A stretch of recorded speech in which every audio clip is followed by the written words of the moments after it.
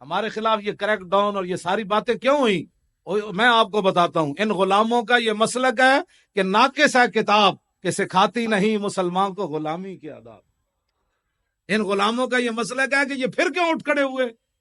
میری تقریر جرم ہی یہ ہے کہ میں کہتا ہوں صلاح الدین آیا، نور الدین آیا، شہاب الدین محمد غوری آیا، پھر محمد بن قاسم آیا، پھر طارق بن زیاد آیا، پھر یوسف بن تاشفین آیا، پھر شیر شاہ سوری آیا، پھر التمش آیا، پھر اورنگزیب عالمگیر آیا۔ میں یہی جرم ہے، یہ جرم ہے ہمارا۔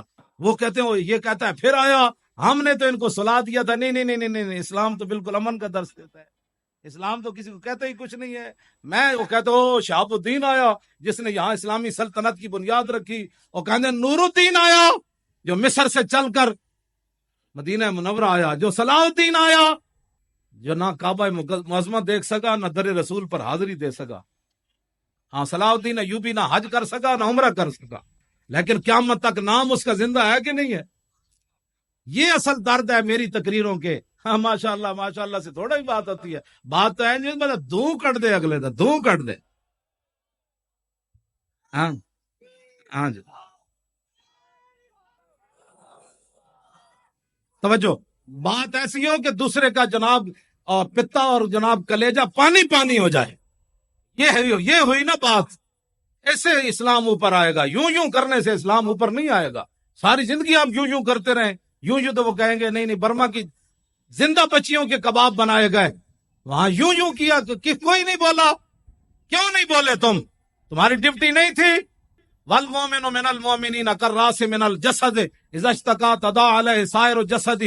یہ غزوہ احد شریف کا خطبہ مبارک کے آخری الفاظ ہے۔ میرے آقا نے فرمایا ایک مومن کی مثال باقی ساری دنیا کے مسلمانوں کے ساتھ ایسے ہے جیسے سر کا تعلق جسم کے ساتھ ہے۔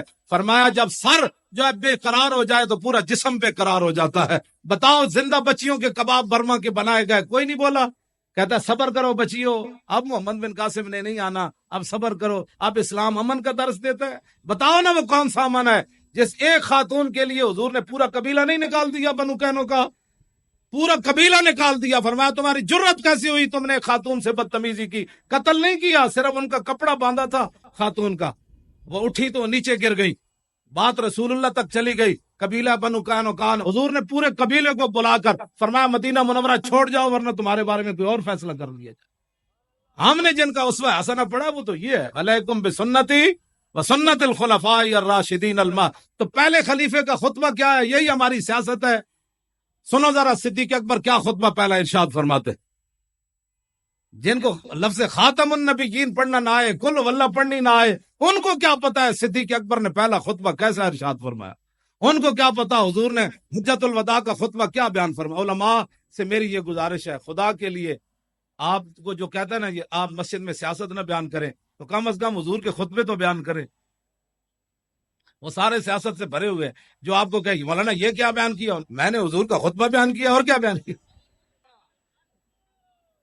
سمجھ آ گئی پترا کی کوئی نہیں ہے؟ اعتراض کرنے والے بچہ تم بک بک کر رہا، یہ حضور کا خطبہ مبارک ہے جو بین الاقوامی، کیوں جی میں حضور نے بین الاقوامی قوانین دی اس خطبے میں۔ حجت الوداع کا خطبہ سارے یاد کرو، جتنے کوئی بڑھ بڑھ کرے انہوں نے یا ایھا الناس انی لا ارانی وایاکم نجتمع فی ھذا المجلس ابدا ان دماءکم واموالکم واعراضکم حرام علیکم کحرمت یومکم ھذا فی بلدکم ھذا فی شہرکم ھذا وستلقون ربکم فیسألکم عن اعمالکم الا فلا ترجعوا بعدی ضلالا یضرب بعضکم رقاب بعض الا کل شیء من امر الجاہلیت تحت قدمی موضوع۔ جاہلیت کی ہر بات کو حضور نے فرمایا میں نے پاؤں کے نیچے رونق ڈالا ہے۔ بس نہیں جی مولانا کچھ تقاضے ہوتے ہیں، بے حیائی شادیوں میں کرنی پڑتی ہے، نہیں ہندو رسمیں کرنی پڑتی ہیں۔ حضور نے فرمایا لا کل شیء من امر الجاہلیت تحت قدمی موضوع، فرمایا جاہلیت کی ہر رسم کو، ہر بات کو میں نے اپنے دونوں پاؤں کے نیچے مسل ڈالا ہے، قیامت تک جاہلیت کی بات میری امت نہیں کرے۔ یہ تو بیان کرے نا کم از کم۔ وَدِمَاءُ الْجَاهِلِيَّةِ مَوْضُوعَةٌ وَأَوَّلُ دِمَنْ أَدْعَوْا مِنْ دِمَائِنَا دِمَاءُ بْنُ الرَّبِيعَةَ بْنِ الْحَارِثِ كَانَ مُسْتَرْدِيًا فِي بَنِي سَعْدٍ فَقَتَلَهُ غُزَيْلٌ۔ فرمایا جاہلیت کے سارے خون قتل و غارت کو آج میں ختم کر رہا ہوں، سب سے پہلے اپنے خاندان کا خون معاف کر رہا ہوں۔ یہ وہ اچھل اچھل کے ممبروں پر سنائے نا کہ ہمارے آقا و مولا نے یہ قانون دیا، ہم نے ایسے زندہ رہنا ہے۔ وربل جاہلیت موضوعن، فرمایا جاہلیت کے سارے سود آج میں ختم کر رہا ہوں۔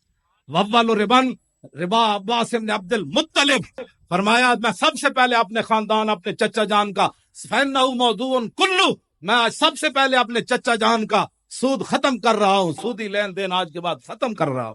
یہ بیان کرے نا، یہ سیاست ہی تو ہوگی جو کہیں کہ سود کھانا، مولانا کوئی راستہ نکالے سود کا۔ میں نے کہا رسول اللہ نے سود کو ختم کر دیا تو پھر سود کی بات کرتے ہیں۔